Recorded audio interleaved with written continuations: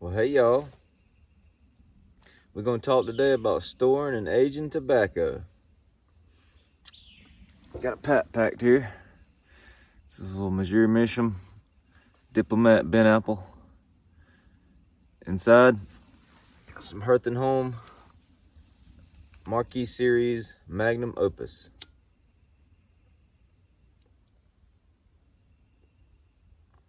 This is about my third bowl of this, and it's growing on me. Third or fourth bowl. Russell Lip blended this. My first Hearth Home blend.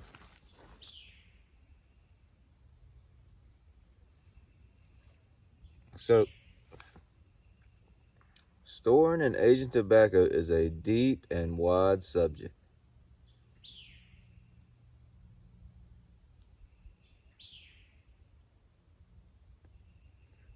Lots of opinions on it, lots of ways to do it, lots of different ways that people do it.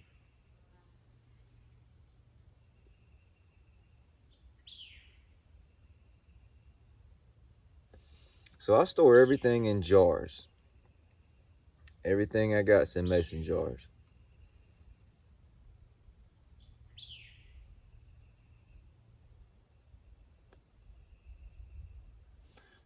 I do keep unopened tins. I like keeping tins sort of cellared back. I'll buy tins and of tobaccos that I've never had, never tried. I'll buy tins that I've just heard of, read about, and I'll stick them in the cellar and I'll leave them in there tinned. I've got tins that are years old, years.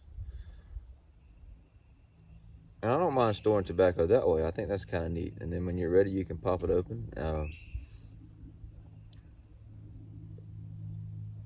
But if it's not in a tin, and I keep both tins, like the little American style cans, I'll store those as tins, unopened, and then the regular circular tins, sort of flatter tins, the square tins like capstan. I have some capstan tinned up. It's aging.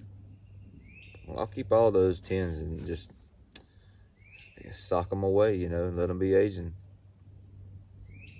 But if it's not in a tin, I keep it in a jar. I don't have any kind of in between, really. I like quart jars and I like pint jars.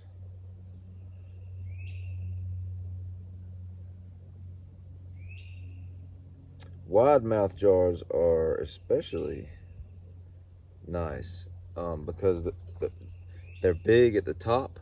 Instead of tapering like a regular jar and getting kind of skinnier at the top, they stay wide and you can get your hand down in there to sort of grab the tobacco easier. So I like wide mouth jars too, but I use them all.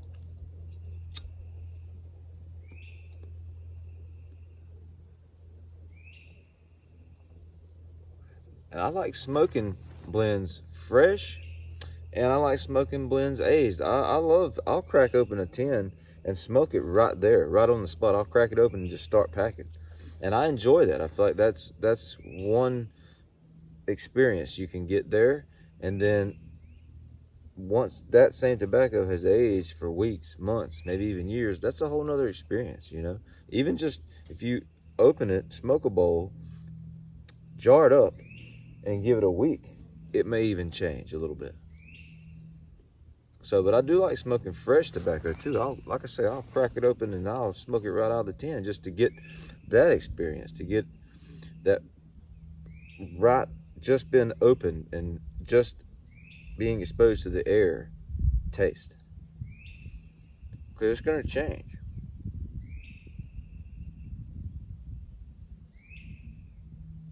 But smoking aged tobacco is very nice too. Aging does a lot for a blend, especially Virginias.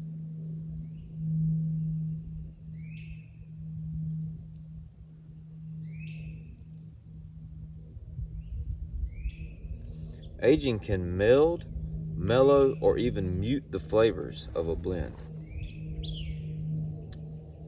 Like Latakia. I think Latakia can kind of sort of get softer over time. if you got like a flake and you leave it in the tin and it just ages in the tin as a flake, those flavors are just steadily melding together. Got an aromatic, the topping may sort of mellow out a little bit and soften and not be as strong.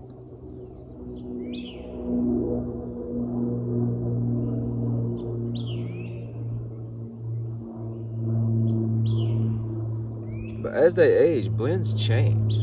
I got some Peter Stokeby Luxury Bullseye Flake that I've had, gosh, 3 years probably. And every time I smoke, I've got several jars of it tinned. I jarred up. I have some jars I haven't even touched since they were screwed on. But the jar that I'm pulling from, every time I smoke it, it seems like it's a little better. That blend just ages really well. It's Virginia and Perique, a little bit of Black Cavendish. And every time I smoke Luxury Bullseye Flake, which I love, it's a little bit better, a little bit breadier, a little bit earthier, and a little bit sweeter.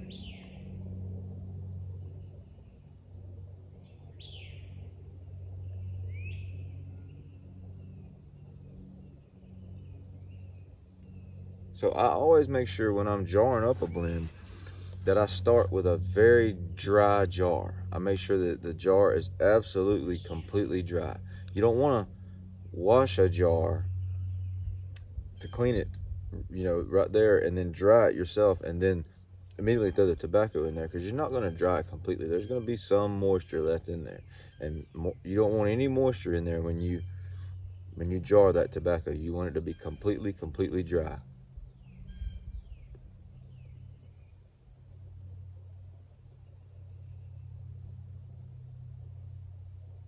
And always make sure the seal seals good. A little rubber seal. And they do say to store your tobacco in a dark place. Sort of like the thing about what they call a cellar. A cellar, traditionally was dark, down in under the house, the cellar, the basement. That's where you put things that you were aging.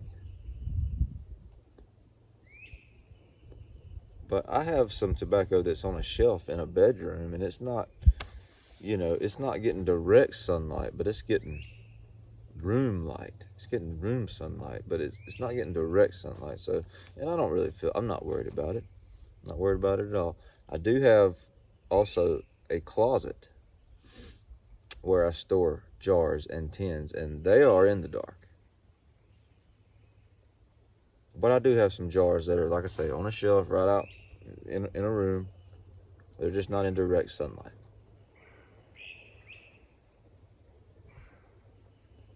Sunlight is supposed to speed up,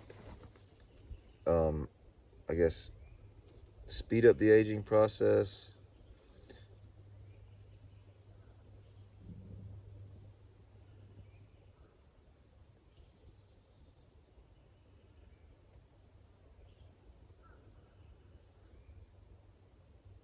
Yeah, this is Magnum Opus. It's nice. It's got a incense and sweet sort of thing. I get some sweet out of this, and I like it.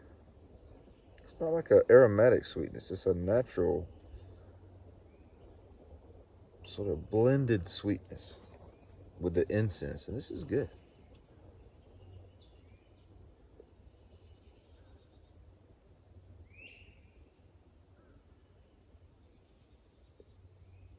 So the main thing with storing and aging tobacco is time. You can get very scientific with it, but there's nothing to it. It's really easy. Like I say, I'll buy tobacco, I'll smoke some of it, and then I'll throw it in a jar. That's it. I make sure the seal's good. Make sure the ring is screwed on evenly. Make sure it's dry. Nothing to it. Main thing is time. Once you jar it and it's jarred properly, you don't have to do anything. You just let it sit and you let it age. It's like an investment.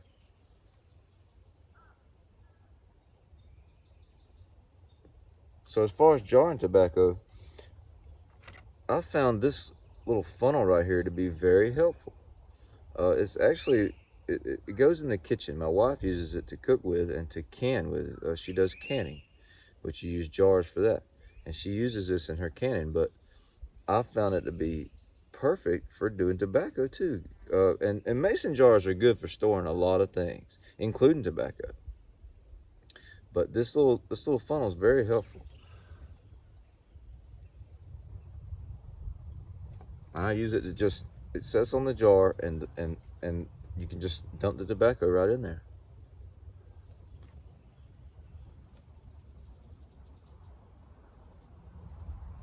I'll show you how it works.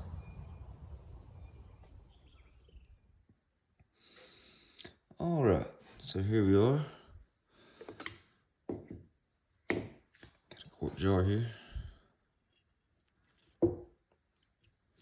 This is the funnel. So handy. Fits right on the jar like that. It's got this lip on the inside right here, and that locks it on, so it ain't going anywhere. It's got a little handle right here. Got the Magnum.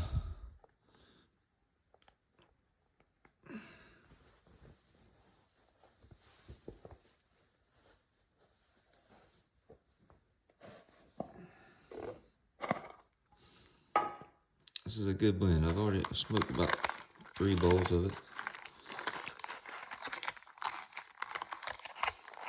It's got some Macedonia Orientals in there.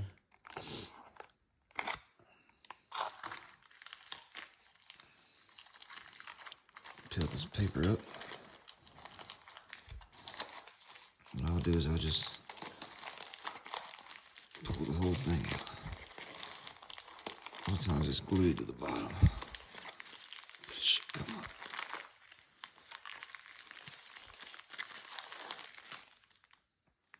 And then, actually, so that's the tin that I already opened. This tin hasn't been opened yet. I'm gonna actually open it. I'm gonna put it in the bottom so that I'm smoking off of what's already been opened, and it's starting to get that fresh air age on it.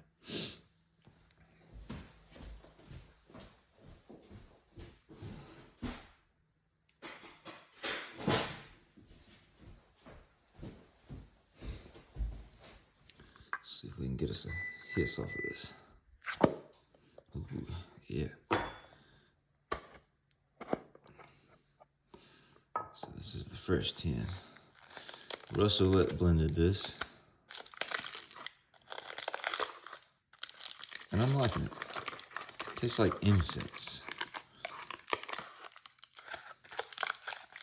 This is the most incensey blend I've had yet. Let's see if I can get this paper out of there.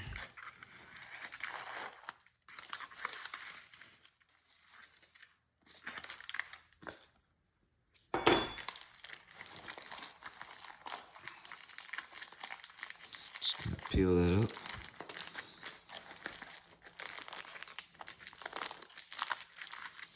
Just like that. And I'm just gonna dump it in.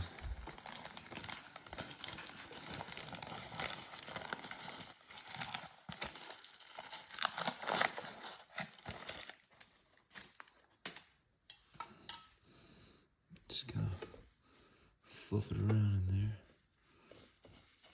Get it started.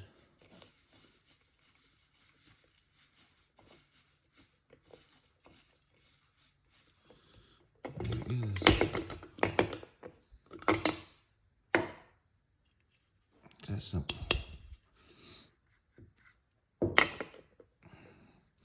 And so now the tin that I've been smoking on will be on top.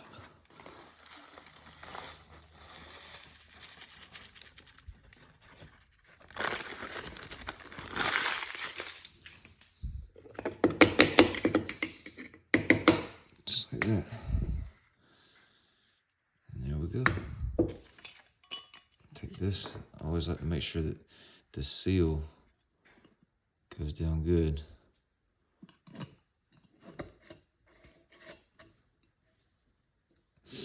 that's ready for the shelf. Hearth Home Magnum. That's 2 tins. That's let's see, 1.76 ounces. So 2 tins, 1.76 ounces each. I've smoked about 3 bowls of that, and that's how much it fills up a quart jar. So, and the funnel really does help. I got a few crumbs here, but usually I don't. I take a little bit more time and do it just a little bit at a time, kind of dollop it in there, and I usually don't spill any at all. So I really like using this funnel.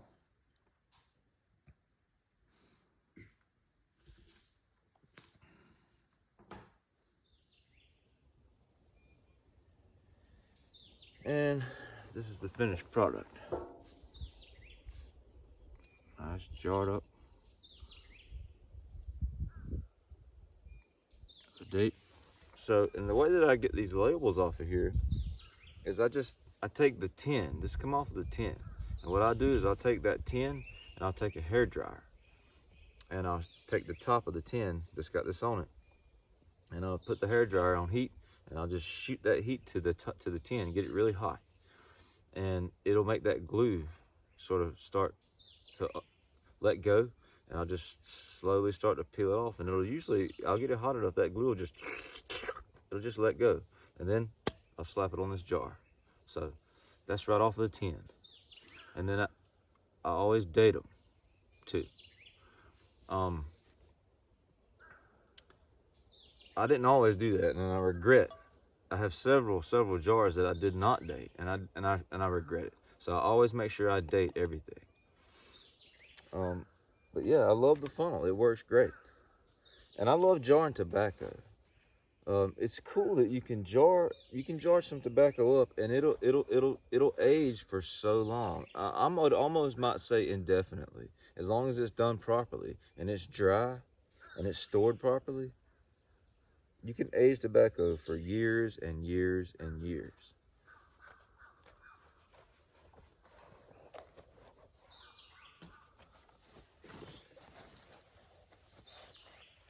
And you know, sometimes, unfortunately, blends leave us. So it doesn't hurt to have some of your favorite blends on hand. I'm not saying that you need to go out and purchase as much as you can, until the stores are out or until your tobacco fund is depleted. But it's okay to store some back, and it doesn't take much, because a few jars will last you a long time if they're aging and you just sort of pull a little bit of them out at a time.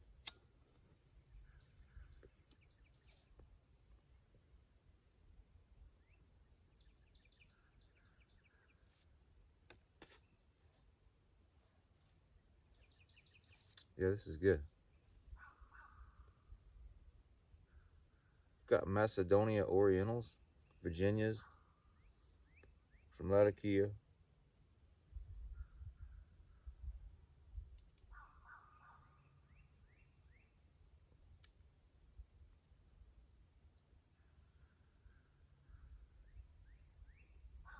Well, thank y'all so much for watching this video. I really appreciate it.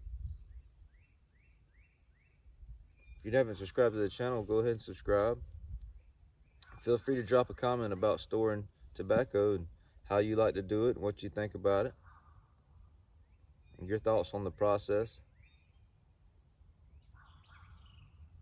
Like this content if you dig it. See y'all next time.